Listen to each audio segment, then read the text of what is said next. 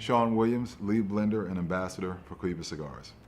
The Cohiba Black, the godfather of Maduro cigars. Connecticut broadleaf, originally and authentically grown here in the USA in the Connecticut River Valley. It is the quintessential Maduro.